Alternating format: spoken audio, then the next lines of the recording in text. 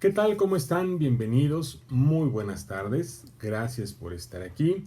Hoy por cuestiones de agenda, dejé grabado la sesión de hoy y para no fallarles. Pero siempre estoy pendiente de los comentarios. Por favor, no duden en hacerme llegar sus preguntas o sus comentarios. Muchas gracias. Y también no olviden seguir el canal para todas las novedades. Tema nuevo de vacaciones, un tema muy interesante, muy lleno de cosas, de historias, de teorías. Van a ver que les va a encantar y además es muy amplio y abarca muchas cosas. Es el tema del canon bíblico. El tema del canon bíblico lo vamos a ver. Yo estaba pensando que en unas 3 sesiones, pero creo que van a ser más. No creo la primera sesión echármelo hoy. Lo que reste, pues lo seguimos dando. No pasa nada. Y pues vamos allá. Vamos a empezar. ¿Qué cosa es el canon bíblico? Canon significa, viene de la palabra griega canon y significa caña, pero era una caña especial. Era una caña que tenía una medida y era la medida oficial. Entonces, vamos a encontrar en algunas partes, bueno, cuando se respeta la traducción, que se mide por cañas. Cañas era ese pedazo de caña que era oficial. En algunas culturas inclusive sacaron la caña real. Ya saben que estos reyes abusivos, ¿verdad? Entonces la gente tenía sus cañas y entre ellos comenzaban con sus cañas, la caña normal que era de cierto tamaño y el rey tenía otra caña un poco más grande, ¿verdad? Porque pues cuando el rey vendía con sus cañas, entonces vendía más y cobraba más y abuso tras abuso, en fin. Pero bueno, la caña canon es una caña, es una regla y es una medida. Entonces de ahí se toma la idea de canon para referirse a lo oficial, ¿verdad? Ya aplicado al canon bíblico, se refiere a la lista oficial de libros que son reconocidos como inspirados por Dios y autoritativos para la fe y la práctica. La lista de libros que se reconocen como inspirados por Dios. Ya vimos el tema de la inspiración. Si todavía no sabes qué onda con esto, todavía tienes dudas, regrésate a los videos anteriores. Hay algunos que están en live, los que he tenido que grabar pues están en la lista normal, pero todos tienen abajo el título y los traté de enumerar, entonces ahí te puedes enterar qué onda con la inspiración.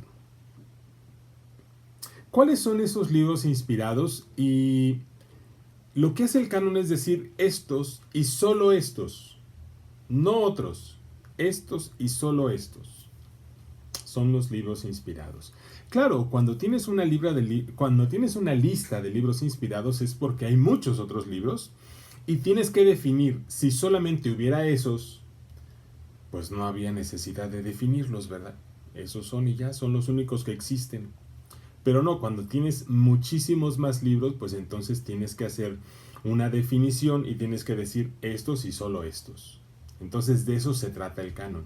Y es que muchas veces crecemos o vamos ahí por la vida pensando que en la antigüedad solamente existían los libros de la Biblia y ya.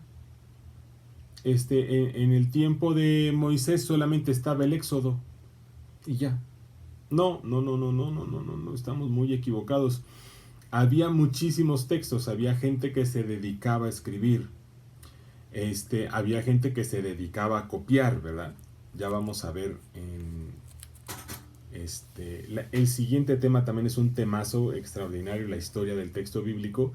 Vamos a ver los materiales en los que se escribía y vamos a ver su durabilidad, todo este rollo. Entonces vamos por partes.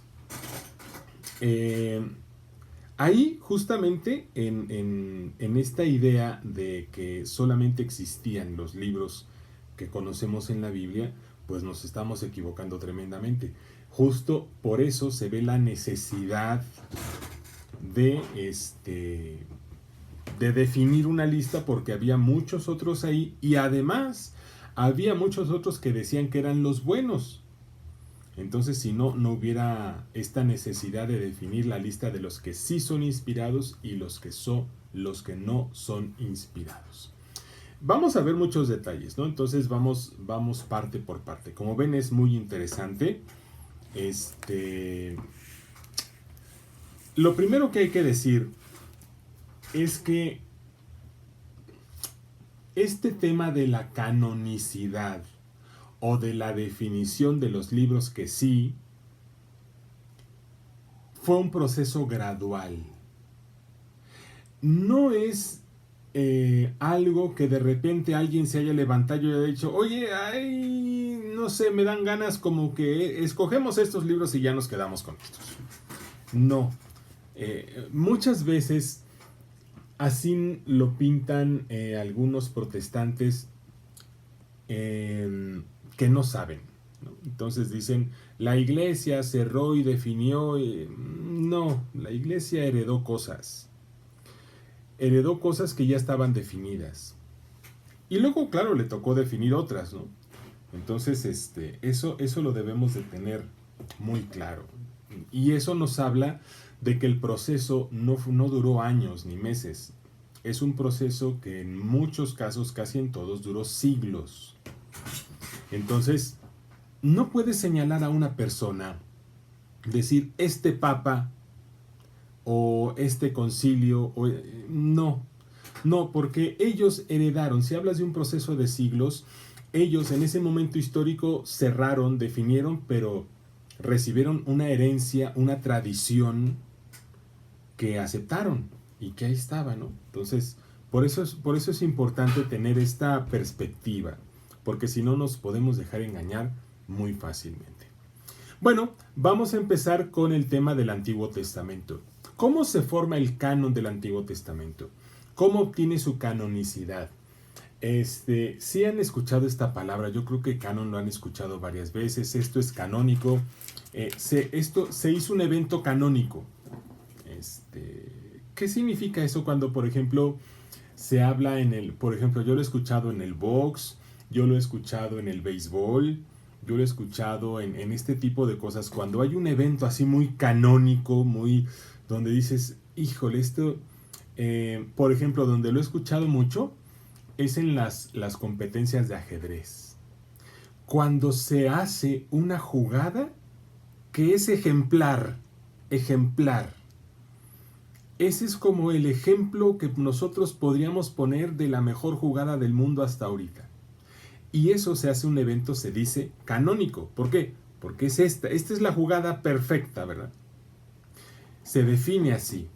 Entonces, es más o menos lo mismo. La palabra resulta lo mismo. Es decir, esa jugada de ajedrez tan perfecta es la medida para comparar todas las demás. Entonces, canon es esa medida que en el caso de la Biblia define qué libros y qué no son los que son inspirados por Dios. En el Antiguo Testamento, la recopilación de los libros del Antiguo Testamento fue un proceso muy extenso, que abarca desde Moisés hasta Esdras y Nehemías. Estamos hablando de muchos siglos, muchos siglos. Y desde ahí, al parecer, atropellos. Ahorita vamos a ver algunos, les voy a enseñar algunos atropellos. Que por la fe el pueblo salió adelante. Estoy hablando del texto solamente, ¿no? Fíjense, ¿cuáles fueron entonces? Se entiende que no se sentaron a escribir así. A ver, ¿por qué empezar? Bueno, vamos a empezar por Génesis, ¿no? Ya, no. Esa era una idea muy vieja que nadie sigue ahora. Ningún especialista se atreve a afirmar eso.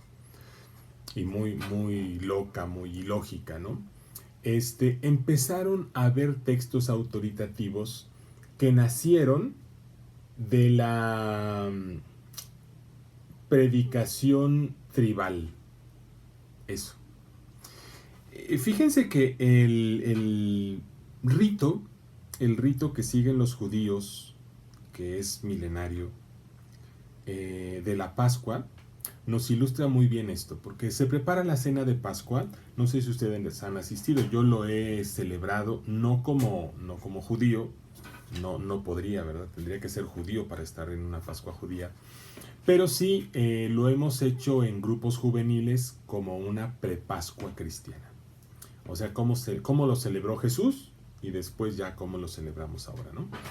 Así lo hemos celebrado. Entonces, se prepara la cena, se juntan todos, hay cantos, hay rezos, hay oraciones, salmos, y el momento central de la Pascua es cuando el Benjamín, que significa el hijo más pequeño, Ben, hijo, Jamín, más pequeño, el hijo más pequeño, le pregunta al patriarca, ¿no? Ya sea el abuelo, el papá, el más viejo del clan, de la tribu, le pregunta, ¿y por qué celebramos esto? ¿Por qué el día de hoy es diferente? Y entonces él empieza a contar toda la historia desde sus antepasados. Porque nuestros antepasados fueron unos judíos errantes, y empieza con la historia de Abraham, Isaac, Jacob, etc. Por eso, luego cuando cayeron en Egipto, cuando Dios los liberó, y por eso se está celebrando la Pascua. Entonces, eso nos retrata esas cenas típicas del clan, donde el más viejo contaba las historias de sus antepasados, y ahí se iban transmitiendo de generación en generación. Mi padre me contó, mi abuelo me contó, y ahora me toca a mí contarlo. Bueno, hay un momento en el que esto se empieza a poner por escrito por alguna cosa. Imagínate que por alguna plaga, alguna enfermedad, alguna guerra, algún accidente, se muere el abuelo. Bueno, pues ya se murió, lo enterramos, y en la próxima cena decimos en la torre, ¿y ahora quién nos va a contar nuestra historia? Porque eso es lo que nos dice quiénes somos, de dónde venimos y por qué somos y hacemos lo que somos y hacemos. Nuestra historia. Entonces, ¿sabes qué? Vamos a empezar a recopilar. Mira, le puedes preguntar a tu tío Chon, le puedes preguntar al más viejo de aquella tribu, porque son como nuestros primos, y así, y vamos recolectando historias y vamos haciendo algo que nos funcione, porque no podemos perdernos. Imaginemos este escenario, ¿no? Y entonces ya hay alguien que se pone a recopilar, que se pone a juntar, que se pone a lo mejor primero oralmente. O sea, voy, pregunto, ya me lo aprendí, y en la próxima cena familiar lo cuento, ¿no? No es que mi tío me contó que nosotros venimos de acá, de allá, tal. Y llega un momento en el que alguien lo empieza a poner por escrito. Pero fíjense, este momento es bien importante. ¿Qué pasa si Juanito, que es el único estudiado, lo empieza a poner por escrito? ¿Y qué pasa si se le ocurre meter cosas fantásticas? Y decir, por ejemplo, no, mi abuelo bajó en un platillo volador. Y entonces una de las tías, cuando escuche eso, va a decir, oye, espérate, no, Juanito, eso, yo nunca oí que mi abuelo hablara de eso. Eso no. O sea, ¿por qué metiste eso? ¿Sí se dan cuenta? Fíjense esta parte muy importante. No solamente es el que escribe, el que está reconociendo la verdad, la historia detrás de los cuentos o los mitos, sino también las personas que lo reciben. Las primeras familias que escucharon el primer escrito seguramente dijeron, sí, eso es lo que contaba mi abuelo. Qué bonito te quedó. hay que guardarlo, hay que quedárnoslo porque eso retrata lo que nos decía mi abuelo. Entonces son dos partes las que están en ese momento haciendo el canon, reconociendo que este texto es verdadero y está inspirado. El que lo escribe, el que lo lee, el que lo celebra, el que lo tiene y el que lo recibe. El que lo recibe, y recibe no solamente las letras, está recibiendo lo que las letras dicen. Y así va a llegar un día en el que esos primeros que sí reconocían en ellos la voz del abuelo ya no van a estar, ya se murieron. Y otros que no conocieron ni al abuelo ni muchas generaciones adelante. Pero ha habido una cadena de recibirlo. Ha habido una cadena de creerlo, ya ha habido una cadena de decir, mira, lo que dice ese texto, eso es de nuestro tatarabuelo que nos contaba. Es ahí donde, como ven, se va formando una tradición. Y es que de la tradición nace el texto. Antes del texto había una tradición oral. Antes del texto se contaban historias en las cenas, en la fogata, cuando todos llegaban de trabajar, de pastorear, de sembrar, de cosechar. Antes del texto ya había una tradición. Entonces, esto es muy importante. A veces pensamos que la tradición surgió después, que la tradición nos la impuso la iglesia. No. Entonces no sabes lo que es tradición. La tradición está antes de la escritura. Antes de la escritura había una tradición oral. Por eso les cuento esta historia tan primitiva, tan de clanes, porque nos retrata muy bien el proceso interno. Nosotros ya vemos esto muy bonito, ya en español, ya con un montón de notas a pie de página, introducciones, mapas. No, esto empezó a contarse en las fogatas, cenando, escuchando al abuelo. Esos son los orígenes de esto. No lo perdamos de vista, porque es ahí donde nace también la idea correcta de canonicidad y de canon. ¿Qué les parece esa historia? Muy bonita, ¿verdad? Si se la imaginan, van a ver que es muy bonita. Y claro, eso nos dice cómo fue este proceso gradual de tantos siglos. De tantos siglos, ¿no? Eso. Fíjense que durante muchos siglos, de hecho hasta hace bien, bueno, tampoco tan poquito, ¿no? Pero hasta hace el milenio pasado,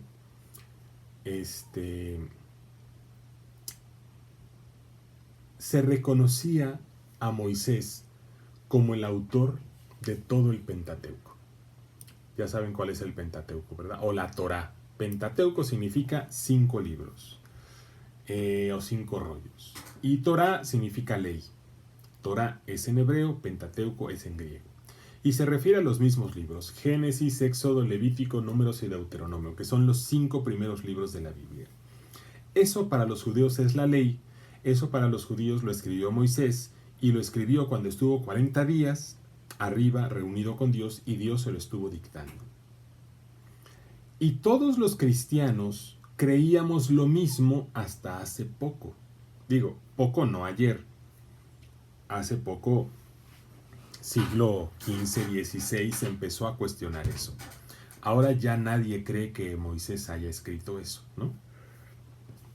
Moisés probablemente escribió alguna colección de la ley, de los 10 mandamientos. Probablemente. Alguna. Y probablemente alguna cosa más. No nada más. No nada más. Y luego también tenemos otros escritos que sí tienen como autoría o autoridad, aunque tal vez ellos no escribieron nada. Por ejemplo, Josué. Josué probablemente no escribió nada, pero como retrata toda la entrada a la tierra prometida, es súper importante para justamente esto que yo les explicaba de esta dinámica de clan. Saber quiénes somos y de dónde venimos. Es personaje fundamental, Josué. porque Él nos va a explicar cómo entramos a la tierra prometida. Así. Otro también muy importante, Samuel, porque Él nos va a explicar por qué tenemos reyes, cuál es la historia de esos reyes y de dónde viene nuestro rey que tenemos ahorita. Eso. Otro muy importante, Elías, que nos va a hablar del origen del profetismo y cómo hay un lazo que une a los reyes con Dios y sus designios y el pastoreo que Dios tiene de su pueblo. Cosas bien importantes. Eliseo, cómo no solamente son profetas surgidos, carismáticos que se llaman, sino que ellos van teniendo escuelas o sucesores. Y así, y se van haciendo colecciones de profetas mayores y profetas menores. En un principio, la división es porque los profetas mayores, cada uno tenía un rollo por la extensión del texto. Y los profetas menores, todos cabían en un solo rollo. Entonces, por eso era esa división, ¿no? Y sus escritos y enseñanzas fueron guardándose. No podemos saber si alguno de ellos escribió algo o no. Seguramente algunos habrán escrito alguna cosa, pero tenían escuelas y sus discípulos que los oían todos los días pues escribieron cosas. Esto decía el profeta tal, esto nos lo enseñaba a diario, y era totalmente válido porque así se transmitía el conocimiento en ese momento. Entonces no, y bueno, como ven, no es solamente que el alumno consentido, por ejemplo, del profeta Eliseo, haya escrito y todos dijeran, no, pues sí, pues es que él era el consentido. No, espérame. Pero nosotros también escuchamos al profeta Eliseo y sabemos que a lo mejor eso no lo dijo. El profeta Eliseo jamás diría una cosa de esas. Entonces no solamente es que alguien escriba el texto, sino que una comunidad lo reciba y lo reciba como inspirado. Es ahí donde se cierra un circuito de canonicidad, cuando una comunidad acepta que este texto está inspirado o es verdadero. De momento, el primer paso de la inspiración es reconocer la veracidad. La veracidad no como reportaje, porque el texto puede tener cuestiones fantásticas, fantasiosas, pero en el contexto dice cosas reales. Les pongo un ejemplo. Hubo una época, bueno, más bien hubo dos épocas, hubo varias, pero dos épocas muy claramente ubicadas en la historia del pueblo de Israel y del pueblo cristiano, de los cristianos, que fueron épocas de persecución. Y casualmente, en esas épocas de persecución se desarrolló un estilo literario que les permitía esconder mensajes. Y entonces, en vez de decir el rey, el emperador Nerón, le ponía el nombre del cuerno con corona. Y el cuerno estaba en un dragón. A ese lenguaje se le llama lenguaje apocalíptico. Tiene ciertas características y la principal de ellas es que utiliza escenas y personajes fantasiosos para esconder un mensaje, porque era tiempo de persecución y era tiempo en el que pues revisaban todo. Entonces llegaban los romanos o los griegos, dependiendo de la época que se tratara, empezaban a leer y decían, no, pues esto dice puras chorradas, déjenlo, ¿no? Pero para quien sabía lo que significaba, pues tenía todo el sentido. Entonces no solamente se trata de que estos textos dijeran la verdad, sino en el contexto hablaran de las cosas reales y conectaran con la comunidad que lo estaba recibiendo. Bueno, hay dos momentos clave. Se los voy a buscar aquí. Mientras espero que me comenten qué tal les ha parecido esta información. A lo mejor es un poco densa, pero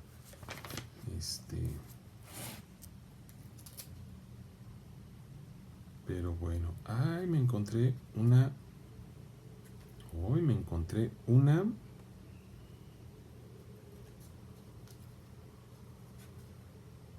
Qué bonito. Una reliquia de segundo grado de Conchita Cabrera. Que tengo aquí mi Biblia. Bueno, vamos a buscar Deuteronomio 31:9. A ver, les repito, Deuteronomio 31:9. Fíjense, dice así: Moisés puso esta ley por escrito y se la dio a los sacerdotes hijos de Leví que llevaban el arca de la alianza de Yahvé, así como a todos los ancianos de Israel. Y Moisés les dio esta orden: cada 7 años, tiempo fijado para el año de la muerte. No, para el año de la remisión en la fiesta de las tiendas, cuando todo Israel acuda para ver el rostro de Yahvé tu Dios, el lugar elegido por él, leerás esta ley a oídos de todos, de todo Israel. Congrega al pueblo, hombres, mujeres y niños, y al forastero que vive en tus ciudades, para que oigan, aprendan a temer a Yahvé nuestro Dios, y cuiden en poner en práctica todas las palabras de esta ley. Y sus hijos que todavía no la conocen, la oirán y aprenderán a temer a Yahvé nuestro Dios todos los días que vivan en el suelo que van a tomar en posesión al pasar el Jordán. La lectura ritual, ¿no? Momento clave. Claro, no todo el pueblo sabía leer ni escribir. Muy pocos, los que estaban trabajando en la nobleza alrededor del rey, ellos eran los instruidos y eran los que trabajaban en el templo también. En este momento no había, los sacerdotes no figuraban. Bueno, en este preciso momento de solo Moisés, claro, los sacerdotes y Moisés, ¿no? Aarón y Moisés. Después, cuando ya está Josué y no hay más que, ya no están estas figuras autoritativas, los que toman la autoridad o el liderazgo son los jueces. Cuando se acaban los jueces, los que empiezan a tomar el liderazgo son los sacerdotes, pero algunos, no estaba todavía institucionalizado. Y Samuel empieza con esta parte de ungir a los reyes, ¿no? Primero Saúl, después David y así. Y después los sacerdotes estuvieron siempre a la sombra del rey. Eran parte de la corte del rey. Fue hasta que se acabaron los reyes, después del exilio, cuando ya los sacerdotes toman el liderazgo del pueblo. Y ellos eran los que mandaban. Bueno, y otro muy importante, otro texto, bueno, les repito, ese fue Deuteronomio 31, del 9 al 13. Y otro es el de Nehemías. Nehemías 8:1.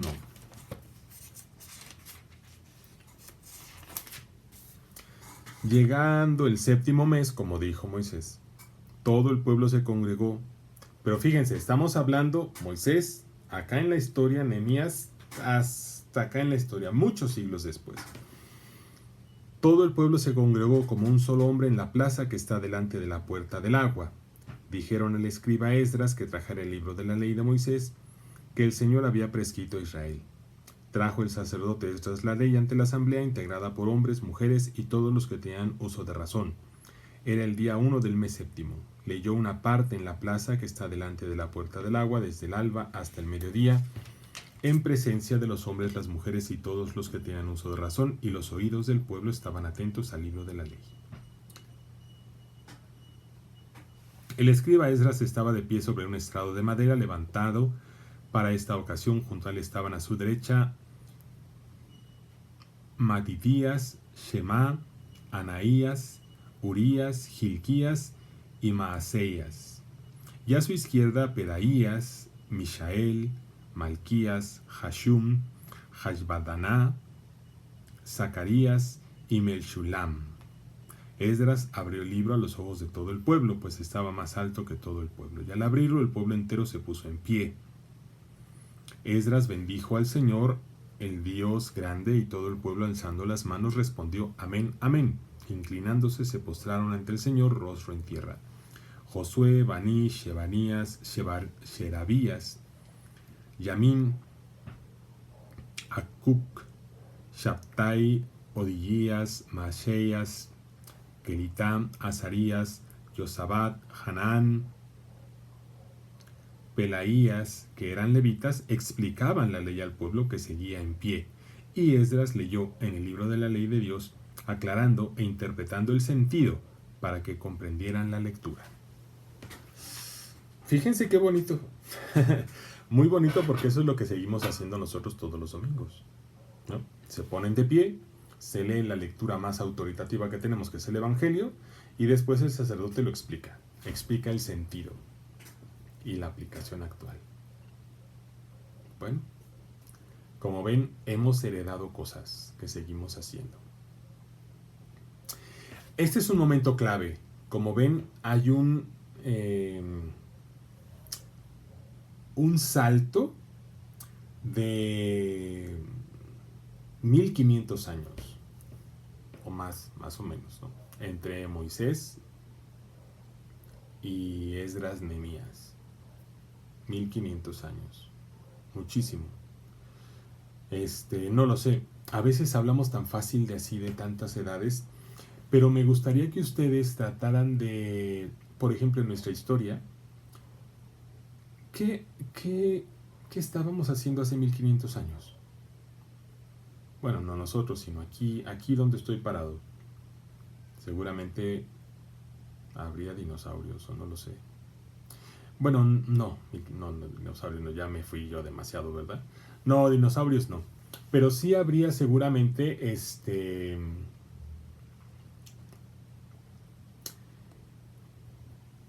pues los prototipos de los imperios mayas y olmecas, los que fundaron Teotihuacán, que no sabemos quiénes fueron, pero que hace 2000 años ya estaba eso hecho y inclusive estaba ya abandonado. Quién sabe cuándo se hizo. Pues por ahí. Bueno, así, en esa, o sea, imagínense, no podemos conectar con una edad tan alta hacia atrás, ¿no? Imagínense el salto entre Moisés y Esdras Nehemías, tremendo de tiempo. Y preservaban, porque era lo único que tenían. Lo que nos hace saber quiénes somos, qué hacemos y por qué estamos aquí, es esta ley que nos dio Dios. Y además, Esdras Nehemías, todo el pueblo estaba regresando del exilio de Babilonia, tratando de reconstruir su pueblo, que era una cosa espantosa lo que vivieron. Pero bueno, ¿qué digo espantosa? Con los espantos, yo creo que ellos se espantarían de lo que hacemos nosotros ahora, o lo que está sucediendo todavía en esas tierras donde se bombardean niños y se les deja sin gente hospitales y escuelas. Horrible. Pero bueno, cuando estos personajes, Esdras y Nehemías, reconstruyen la ciudad de Jerusalén, ahí en unas situaciones medio sospechosas, se muere el único descendiente de los reyes de la estirpe de David, y ahí se acaba con la sangre de David. Este muchacho no tuvo hijos, regresa del exilio, ya saben, diciendo: yo soy descendiente de David, yo soy el nuevo rey. Y el sumo sacerdote dijo: mira, antes de que vaya a engendrar a alguien, vamos a echárnoslo, o que alguien se lo eche. No se sabe bien, pero bueno, matan a este muchacho, y Esdras y Nehemías se dedican a recopilar todo lo que pueden de los textos sagrados. Venían de la destrucción, destruyeron el templo, destruyeron casas, destruyeron todo. A ellos se los llevaron a trabajar como artesanos a Babilonia, y pues Esdras y Nehemías son los grandes compiladores de los textos que había. Y de ahí pues vamos a empezar a ver cuáles sí son autoritativos y no, y cuáles nos faltan. Y imagínense qué pasaría si nos faltara un libro importante. ¿Qué hacemos? Pues empezar a preguntar, empezar a ver, empezar a eso. Y entonces empiezan a formar una cosa que se llama la gran sinagoga. Como se quedan sin templo, no les queda más que las sinagogas como su contacto con Dios, digamos casas de oración, pero que después empezaron a tener mucha autoridad. Y ahí en la gran sinagoga se reúnen muchos sabios e intelectuales judíos que juegan un papel fundamental para recopilar y organizar finalmente los libros del Antiguo Testamento. No como canon cerrado, todavía no, todavía estamos lejos de eso. Todavía estamos lejos de eso. Pero ya diciendo, a ver, si ya nos vamos a reconstruir, vamos a volver a tener un templo, pues tenemos que recopilar nuestros textos autoritativos. Y fíjense que aquí es importante mencionar que ya había ya se mencionan algunas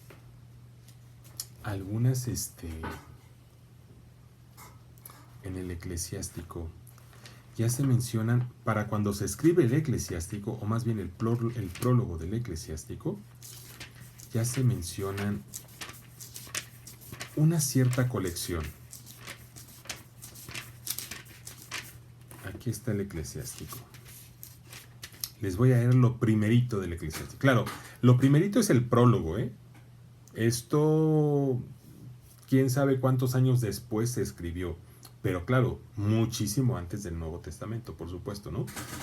Dice, muchas e importantes lecciones se nos han transmitido por la ley, los profetas y los otros que les han seguido. No nos dice cuáles son los libros que conforman la ley, pero se entiende que es algo tan sagrado que no se podía alterar ni tocar, y se entiende que son los mismos 5 de siempre. El Pentateuco. Los profetas tampoco se nos dicen cuáles, pero se entiende que ya estaban al menos los 2 rollos, o bueno, los rollos de los profetas mayores y el rollo de los profetas menores. Estaban todos los profetas menores que ahora no se sabe, porque nada más dice eso, no dice más. Y luego dice los otros, pero no dice cuáles son esos libros. Pero bueno, ya hay una colección cerrada. Déjenme les traigo, porque este ya es el primer intento de, o más bien, no, es una de las primeras expresiones de un intento de establecer un canon del Antiguo Testamento. Déjenme traigo mi Biblia hebrea.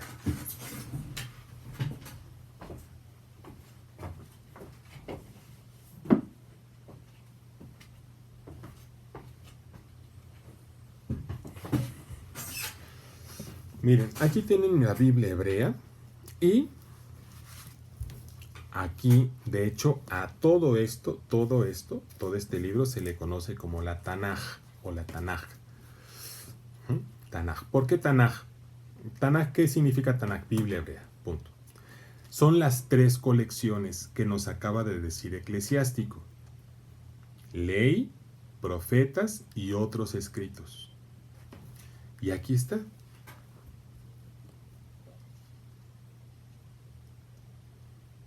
HaTorah, Neviim y Ketubim. Y se utilizan las primeras letras.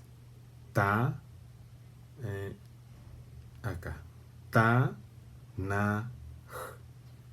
Tanaj. Las primeras letras de cada palabra de las 3 colecciones, para decir que este libro contiene las 3 conexiones. Tanaj, que es la Torah, la N, Nag, de los profetas y los otros escritos. Tanaj, Torá, Nevi'im y Ketuvim. Esos son, y fíjense cómo ya lo tenemos ahí en el prólogo del Eclesiástico, ¿no? Entonces eso nos sugiere que ya había una colección más o menos establecida, pero no nos dice cuáles libros y cuáles no. Entonces, puede ser que ya esté cerrada o no. Parece que no. Parece que no. Fíjense que hay otro dato, tenemos más datos sobre esto, ¿no?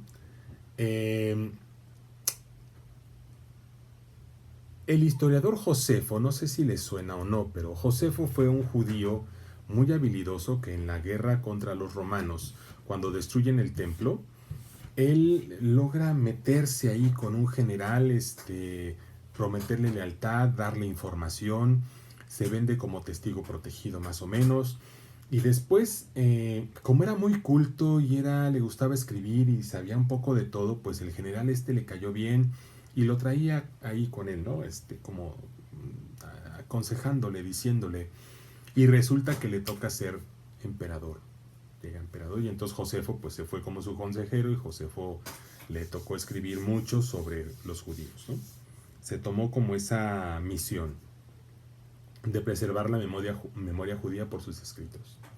Entonces él habla, ya estamos hablando del siglo I después de Cristo, ya habla de un número fijo de libros del Antiguo Testamento. Y él habla de 22 o 24.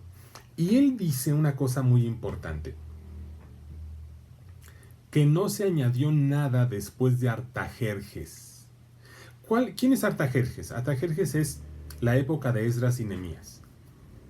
Es decir, Esdras y Nehemías armaron toda la colección de todos los libros que tienen los judíos hasta ahorita, y desde entonces se preserva. Ese dato nos lo da Josefo. Claro, de Esdras y Nehemías a Josefo hay 4 siglos de distancia. Entonces, sí, es mucho tiempo. Es como decir que tenemos un documento intacto desde Hernán Cortés hasta nosotros. Ok, puede ser, ¿no? Puede ser, pero puede ser que haya tenido alteraciones. Es mucho tiempo, ya pasaron muchas manos, ¿no? Pero bueno, no somos nadie para decir que no, que está mintiendo. Y luego fíjense que entra otro actor en escena, ya se nos va a acabar el tiempo. Muchos chismes. Pero este está súper interesante.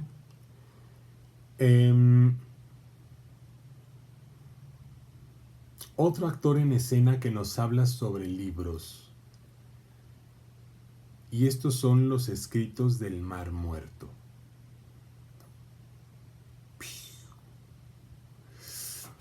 Y es que cuando encuentran los escritos del Mar Muerto, se nos habla de un monasterio, por llamarlo de alguna forma.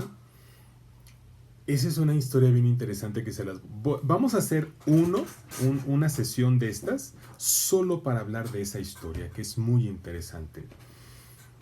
Son unos cuates que cuando se altera todo, cuando después de las guerras macabeas, resulta que a los macabeos, se las voy a contar, no, mejor no se las cuento, ¿para qué se las cuento? Mejor se las cuento bien cuando hagamos la sesión sobre el tema del monasterio del Mar Muerto. La cosa es que, para nuestro tema, los rollos del Mar Muerto era un monasterio que estaba aislado de todo lo que pasaba y llevaba algunos siglos, un par de siglos aislados, desde las guerras macabeas hasta poco después de Jesús, permanecieron aislados.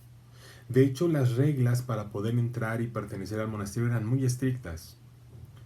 Se piensa, con mucha seguridad, bueno, pero no deja de ser una teoría, pero es una teoría muy probable, que Juan el Bautista estuvo ahí, en ese monasterio, un tiempo al menos. Aunque quién sabe, porque hay un libro que en los textos del Mar Muerto, que se llama La Regla de la Comunidad, donde dice que nadie puede salir y que si alguien escapa lo tienen que matar, para que no revele lo que se vive y se tiene ahí en el monasterio, ¿no? Y bueno, ya claramente no mataron a Juan el Bautista, ¿no? Pero fue una excepción, a lo mejor se escapó y no lo agarraron, o a lo mejor ni siquiera estuvo ahí, pues no se sabe, la verdad es que no se sabe. Pero por el misticismo, por su forma de vida, por cómo predicaba, parece que de algún lado lo tuvo que aprender Juan el Bautista, de algún lado. Entonces parece, y es muy probable, que fuera muy cercano a este monasterio de donde salen los rollos del Mar Muerto, de los que se llaman los esenios. Pero bueno, son teorías.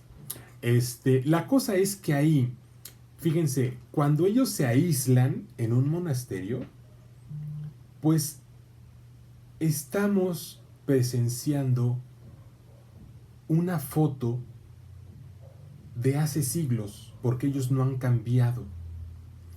Entonces, esa tradición que ellos preservan viene a través de los siglos, y a lo mejor en Jerusalén y todo afuera van cambiando cosas, van evolucionando, van cambiando, pero ellos no, ellos se mantienen con esa tradición. Entonces, descubrir lo que ellos decían es descubrir una foto, una tradición que nos remonta muchos años atrás.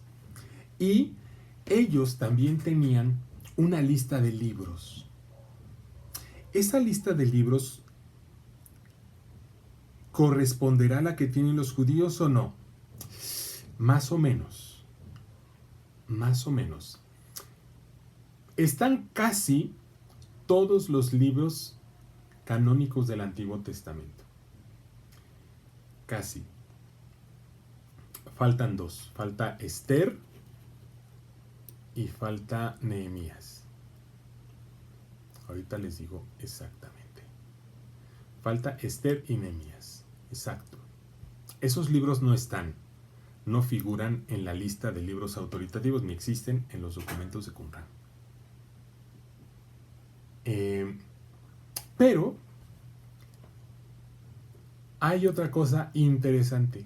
Tienen otros libros en su colección de libros autoritativos, de libros inspirados. Y eso está más interesante. Por ejemplo, tienen Enoc. Enoc para ellos era inspirado. Bueno, así como para Judas, ¿no? Ya lo vimos. Qué interesante, ¿verdad?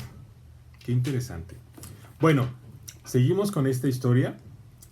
Más o menos aquí, ya saben lo demás de la historia, ¿no? En el año 90 se hace el concilio de Yamnia, después de la destrucción de Jerusalén por parte de Roma, que no dejaron más que un pedacito de muro.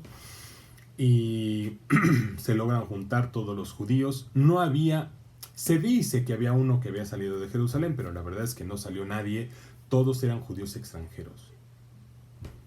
Entonces, se juntan para ver qué van a hacer, cierran ahí su canon y dicen, estos libros y solo estos, y ni uno más, van a ser nuestro canon, nuestros libros autoritativos. Y ya, esa parte de la historia ya se las conté. Entonces nos falta, y esta va a estar también muy interesante, la historia del canon del Nuevo Testamento. Y después vamos a ir cerrando filas para ver qué onda. Nos falta ver los criterios. ¿Qué criterios hacen que un libro sea autoritativo o no? Ahorita solamente hemos hecho un recorrido histórico. Y luego también nos falta ver las diferencias entre los diversos cánones. A ver qué vamos a encontrar. Bueno, espero que hayan aprendido algo, espero haber sido claro. Son historias muy enredadas y luego yo también me conecto con muchas historias y datos que me acuerdo, otros no. Pero bueno, espero que hayan sido claros. Si tienen dudas, por favor, pregunten, pongan comentarios aquí y estamos en contacto. Cuídense mucho. Hasta luego.